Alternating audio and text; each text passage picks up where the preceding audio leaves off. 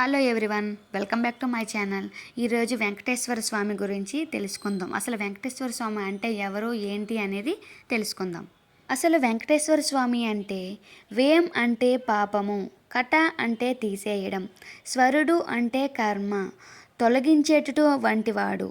కలియుగంలో ఎవరికీ భగవంతుని పాదాల యందు మనస్సును నిలబడదు. కలి యొక్క ప్రభావం వల్ల భౌతిక సుఖాల వైపు ఎక్కువ మోజు ఉంటుంది. మనస్సుని నిగ్రహించడం అంత సులభం కాదు. చాలా పాపాలు చేస్తూ ఉంటాం. ఈ పాపాలు చేసేటటువంటి వారిని ఉద్ధరించడానికి పరమాత్మ శ్రీ వెంకటేశ్వరుడిగా ఆవిర్భవించారు. ఆ పాపాల్ని తీసేయగలిగే శక్తి ఆ పరమాత్ముడికే ఉంది. ఇక తిరుమల కొండకి వస్తే సాక్షాత్తు వేదములే ఆ కొండకి రాళ్ళయ్యాయి. ఒక్కొక్క యుగంలో ఒక్కో అవతారం ఎత్తి ఆయన ధర్మాన్ని రక్షించాడు.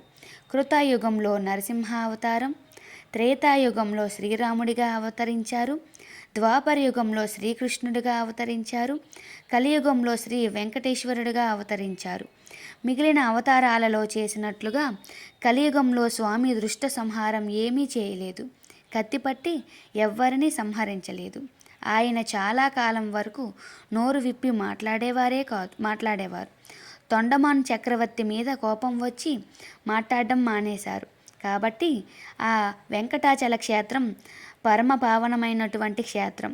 తిరుమల కొండ సామాన్యమైన కొండేమీ కాదు. ఆ కొండకి శ్రీ వెంకటేశ్వర స్వామికి ఒక గొప్ప సంబంధం ఉంది. తిరుమల కొండకి ఒక్కో యుగంలో ఒక్కో పేరు ఉండేది. కృతాయుగంలో వృషాచలం, త్రేతాయుగంలో అంజనాచలం, కలియుగంలో వెంకటాచలం అని పేరు వచ్చింది. యుగాలు మారిపోయినా ఆ కొండ అలాగే ఉంది. ఈ కొండ శ్రీ మహావిష్ణువు యొక్క క్రీడాద్రి. తిరుమల చాలా పవిత్రమైనటువంటి స్థలం. శ్రీ వెంకటేశ్వర స్వామి మాట్లాడేవారా అసలు? అవును, శ్రీవారు మాట్లాడేవారు. ఒకానొకప్పుడు తొండమాను చక్రవర్తి చేసిన పనికి ఆగ్రహించి మాట్లాడడం మానేశారు. పూర్వం కూర్ముడు అనే బ్రాహ్మణుడు కాశీకి పోతూ తాను తిరిగి వచ్చే వరకు తన భార్యా పిల్లలను కాపాడమని తొండమాను రాజుకి అప్పచెప్పాడు. ఆ రాజు వారికి ఒక భవనంలో సకల సౌకర్యాలు కలుగచేసి భద్రతకై తాళం వేసి ఉంచాడు. తర్వాత ఆ విషయం మర్చిపోయాడు. ఆ భవనంలోని వారు ఆహారం చాలక లోపలే మరణించారు. 1 సంవత్సరం తర్వాత బ్రాహ్మణుడు కాశీ నుంచి వచ్చాడు. ఆ విషయమే మరిచిన తొండమానుడు భవనంలో చనిపోయిన వారిని చూసి భయపడి వెంకటచలానికి పరిగెత్తి వెళ్ళి శ్రీనివాసుని పాదాలపై పడి శరణు వేడాడు. అప్పుడు శ్రీ వెంకటేశ్వరుడు, నీకు బ్రహ్మహత్యా పాపం చుట్టుకుంది, కానీ నీకు అభయం ఇచ్చినందువల్ల నిన్ను రక్షిస్తాను. అందుకు ప్రతిఫలంగా ఇక ముందు ఎవ్వరికీ ప్రత్యక్షంగా కనిపించను, ఎవరితోనూ ప్రత్యక్షంగా మాట్లాడను అంటూ శపథం చేసి ఆ బ్రాహ్మణుని కుటుంబానికి బ్రతికించాడు. అప్పుడు బ్రహ్మాది దేవతలు బలహీనులు అల్పాయుష్కులైన మానవులను ఉద్ధరించడానికై కలియుగాంతము వరకు ఈ వెంకటాచలంపై ఉండవలసింది అని ప్రార్థించారు.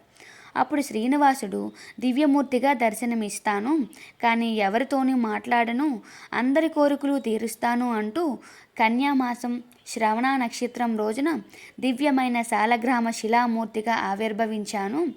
తొండమానుడు ఆలయ గోపురములు నిర్మించాడు. బ్రహ్మదేవుడు 2 అఖండ దీపాలు వెలిగించి ఇవి కలియుగాంతం వరకు వెలుగుతుంటాయని చెప్పాడు. తరువాత 10 రోజుల పాటు ఉత్సవాలు నిర్వహించారు. అవే ఆ తర్వాత కాలంలో బ్రహ్మోత్సవాలుగా ప్రసిద్ధి పొందాయి. ఓం నమో వెంకటేశాయ. మీకు ఈ వీడియో నచ్చినట్లయితే లైక్ చేసి మా ఛానల్ని అయితే సబ్స్క్రైబ్ చేసుకోండి friends. Thank you for watching. Thank you very much. Thank you all. అందరికీ మీరు ఇలా సపోర్ట్ చేసినందుకు థ్యాంక్ యూ అండి. థ్యాంక్ యూ ఎవరైనా సబ్స్క్రైబ్ చేసుకోకపోతే ఛానల్ని సబ్స్క్రైబ్ చేసుకోండి.